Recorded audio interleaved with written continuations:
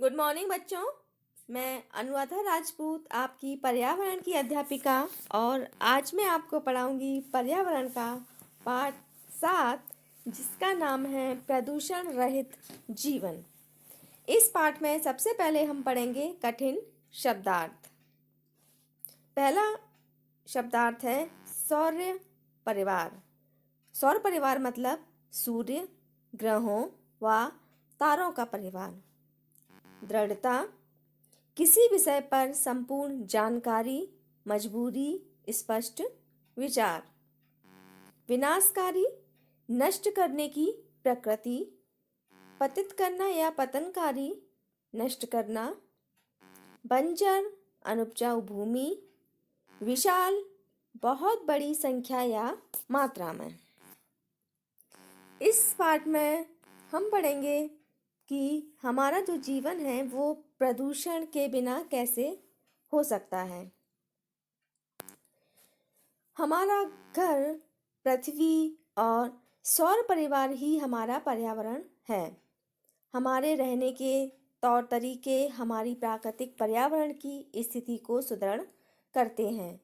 इसी क्रम में हम स्वच्छ वायु श्वसन करते हैं और स्वस्थ जीवन बिताते हैं। स्वच्छ वातावरण बहुत महत्वपूर्ण है। यह आवश्यक है कि हम अपने चारों ओर को प्रदूषण रहित रखें। जैसा कि हम सभी जानते हैं, हम पृथ्वी पर रहते हैं और पृथ्वी को स्वच्छ रखना, प्रदूषण रहित रखना हमारा कर्तव्य है। लेकिन हमारे रहने के तौर तरीके प्राकृतिक पर्यावरण को अशुद्ध भी करते हैं। पर्यावरण में जो पेड़ पौधे हैं वो हमको स्वच्छ वायु श्वसन करने के लिए या सांस करने के लिए देते हैं और जिससे हम स्वस्थ जीवन बिताते हैं।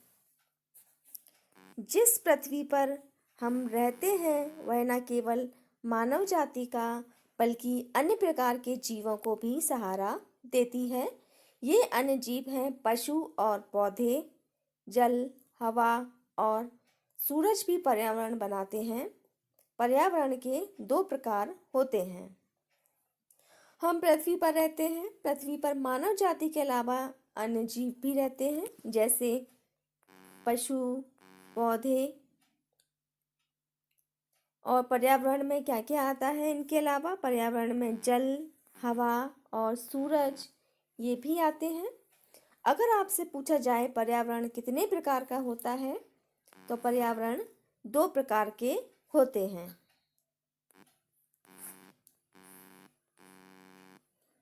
मनुष्य के क्रियाकलापों ने प्राकृतिक पर्यावरण को समय के साथ साथ प्रभावित किया है, जिसका परिणाम है प्रदूषण। पेड़ों की कटाई और मनुष्य निर्मित वस्तुओं के विनाश के कारण पृथ्वी और पर्यावरण नष्ट हो रहा है। मनुष्य के जो क्रियाकलाप हैं वो हमारे पर्यावरण को प्रभावित करते हैं और हमारे इन क्रियाकलापों की वजह से आजकल जो प्रदूषण हो रहा है वो बढ़ता जा रहा है। इनमें सबसे प्रमुख है पेड़ों की कटाई।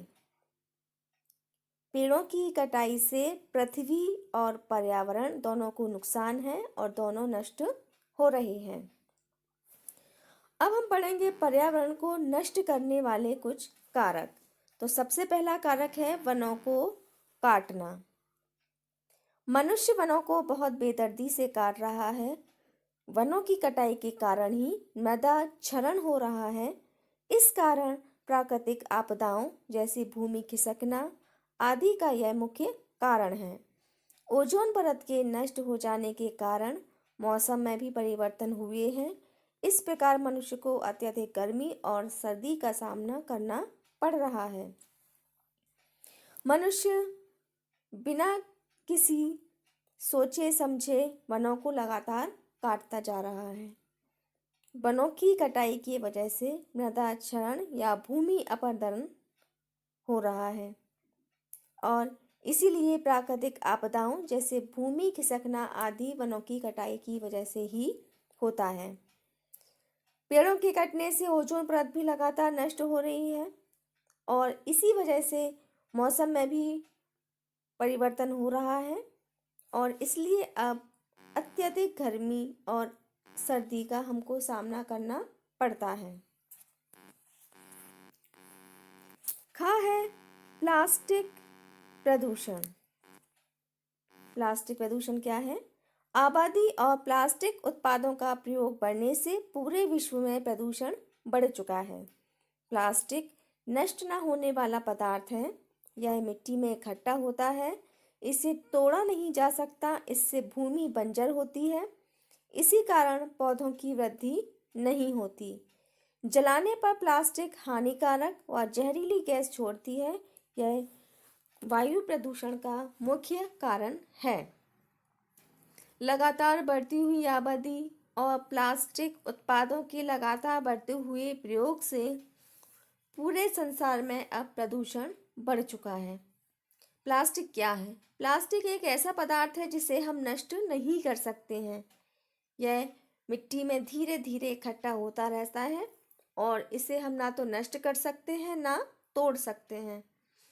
अत्यधिक प्लास्टिक की वजह से भूमि बंजर हो जाती है और पौधों की वृद्धि नहीं हो पाती है। अगर हम प्लास्टिक को जलाते हैं तब इससे हानिकारक और जहरीली गैस निकलती है, जो कि प्रदूषण का एक मुख्य कारण होता है।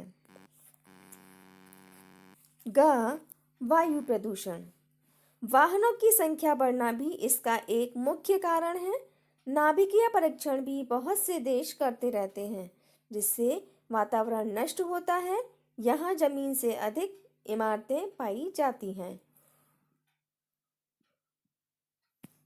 धीरे धीरे क्या हो रहा है, जो वाहन हैं, गाड़ियां हैं, उनकी संख्या भी बढ़ती चली जा रही है और गाड़ियों से निकलने वाला धुआं वायु प्रदूषण का एक कारण है।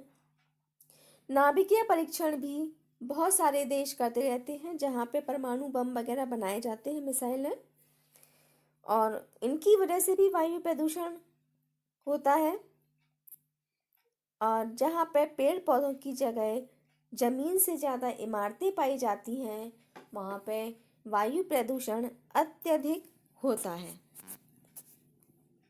जैसे कि हम चित्र में देख सकते हैं, महिला खाना बना रही है और इसके चूल्हे से जो धुआं निकल रहा है, ये वायु प्रदूषण का कारण है। जो बड़ी बड़ी फैक्ट्रियां लगी हैं, उनकी चिमनियों से निकलने वाला धुआं भी वायु प्रदूषण का कारण है। जो गाड़ियां वगैरह चलती हैं, जहाज चलते हैं, उनसे निकलने वाला धुआं भी वायु प्रदूषण का एक कारण होता है।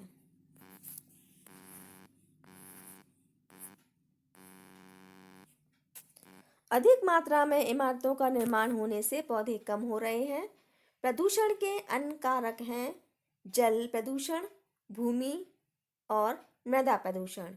ये सभी प्रदूषण बढ़ाते हैं और पर्यावरण को नष्ट करते हैं। औद्योगिक कचरा भी पर्यावरण प्रदूषण का एक मुख्य कारण है। इस कचरे में नाभिकीय कचरा भी होता है। अब लगातार जो घरों की संख्या, इमारतों की संख्या बढ़ती जा रही है, तो इसकी वजह से धरती पर पेड़ पौधे कम हो रहे हैं। इसके अलावा जल प्रदूषण, भूमि प्रदूषण, मृदा प्रदूषण, ये सभी प्रदूषण के अन्य प्रकार हैं। जल प्रदूषण, भूमि और मृदा प्रदूषण, ये सभी प्रदूषण बढ़ाते हैं और पर्यावरण को नष्ट करते हैं। औद्योगिक कचरा भी पर्यावरण का एक कारण है। इस कचरे में नाभिकीय कचरा भी होता है। पर्यावरण का अर्थ क्या होता है? तो पर्यावरण का अर्थ है किसी जीव, समुदाय या व्यक्ति के आसपास का क्षेत्र भी है। यह प्रत्येक देश में विभिन्न प्रकार का होता है। खाने की आदतें, आर्थिक क्रियाकलाप और सभी व्यक्तियों की वेशभूषा प्रत्येक क्षेत्र में भिन्न भिन्न होती है। भारत एक भिन्नता वाला देश है। यहाँ भिन्न जमीन और वातावरणीय दिशाएं हैं, अतः लोगों की संस्कृति भी बदलती रहती है। पौधे, पशु और मनुष्य किसी क्षेत्र के प्राकृतिक व भौतिक पर्यावरण से प्रभावित होते हैं। अगर हम बात करें दुनिया की, तो यहाँ पे अलग अलग देश हैं। हर देश के लोगों के रहने का तरीका अलग है। उनकी खाने की आदतें, उनके काम करने का तरीका, उनकी वेशभूषा सब अलग अलग होती है। इसी तरह अगर हम अपने देश भारत की बात करते हैं तो भारत भी एक भिन्नता वाला देश है। यहाँ पर जमीन, वातावरण ये सब अलग अलग होता है। अलग अलग राज्य में रहने वाले लोगों की संस्कृति, खाना, उनकी आदतें, त्योहार, वेशभूषा ये भी अलग होती है। जो पौधे, पशु और मनुष्य होते हैं किसी क्षेत्र के प्राकृतिक और भौतिक पर्यावरण से प्रभावित होते हैं। अब भौतिक और मानवीय पर्यावरण।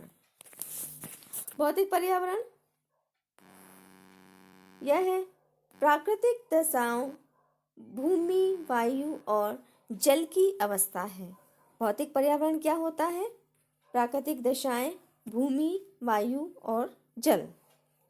मानवीय पर्यावरण, इसमें जैविक पर्यावरण सम्मिलित है जिसमें जानवर, पौधे और अन्य जीव जंतु आते हैं।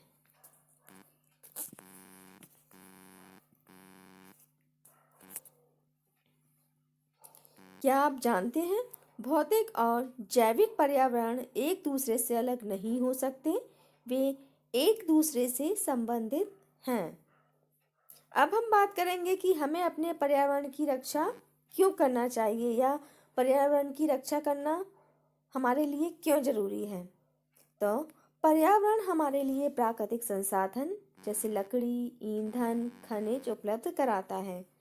यह वह स्थान है जहां हम रहते हैं। मनुष्य के अधिकतर क्रियाकलाप पर्यावरण को प्रभावित करते हैं। पर्यावरण के बहुत से भाग निम्न कारणों से नष्ट हो चुके हैं।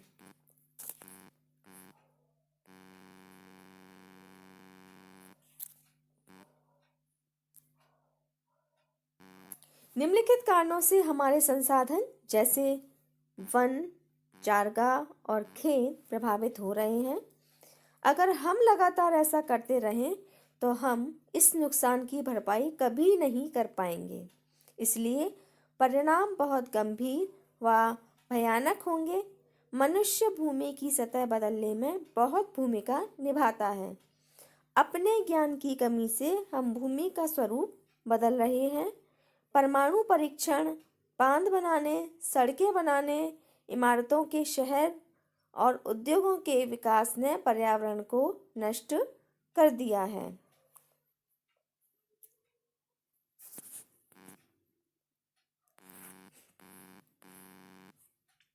यद्यपि हमने पर्यावरण नष्ट करने की नींव रख दी है, किंतु हम सब कुछ सही भी कर सकते हैं। यह हमारे हाथों में है कि हम पर्यावरण की रक्षा कैसे करें। हमें प्रकृति के साथ शांति व एकता से रहना सीखना होगा। यह शुरुआत हम अपने घर से कर सकते हैं। अब बात करते हैं कि हम अपने पर्यावरण को बचाने के लिए क्या क्या कार्य कर सकते हैं। तो सबसे पहला कार्य है महीने में एक बार अपने पड़ोस में एक पौधा लगाने की आदत बनाएं। मतलब हम हर महीने अपने आसपास जहाँ पे भी जगह मिले, चाहे वो ज़मीन हो चाहे कोई गमला, उसमें एक पौधा लगाना ज़रूर करें। अगर घर में बाग के लिए जगह नहीं है तो गमलों में पौधे लगाएं। सड़क पर कूड़ा ना फेंकें।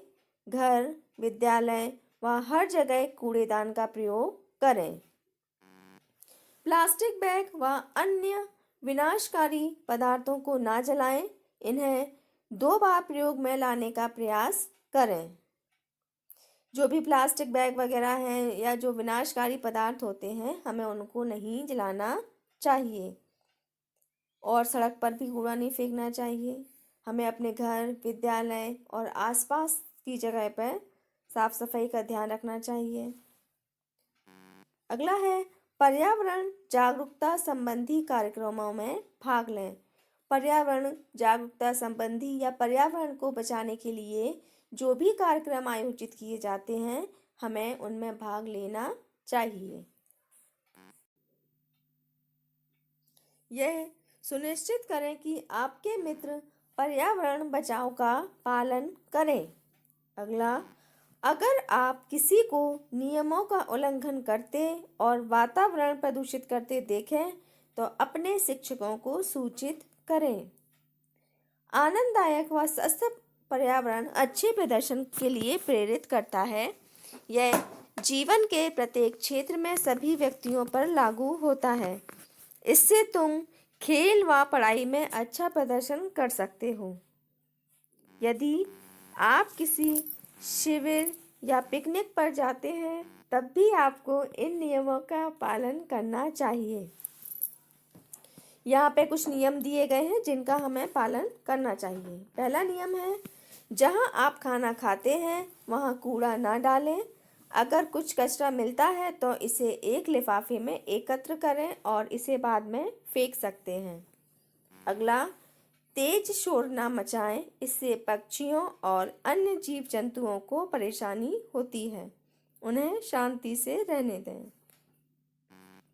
थर्ड, यदि कहीं आग जलाएं तो निश्चित करें कि उसे बुझा दिया गया है कि नहीं। ये वनों में आग लगने का मुख्य कारण है। एक प्रसिद्ध कहावत है, प्राकृतिक सुंदरता लोगों को आकर्षित करती है, अतः प्रकृति जैसी है उसे वैसा ही रहने दें। इसे नष्ट करने की कोशिश ना करें। हमारे पर्यावरण की रक्षा करना हमारा कर्तव्य है। आशा है आपको ये पाठ समझ में आ गया होगा। इस पाठ में हमने पर्यावरण, उसके प्रकार, प्रदूषण के प्रकार, प्रदूषण होने का कारण, उसको रोकने के उपाय और अपने आसपास के वातावरण को हम कैसे साफ और सुंदर रख सकते हैं इसके बारे में जाना। अब आप इस पाठ को अच्छे से पढ़िए, समझिए और इसके जो प्रश्न उत्तर और अभ्यास दिया गया है उसको याद कीजिए। धन्यवाद।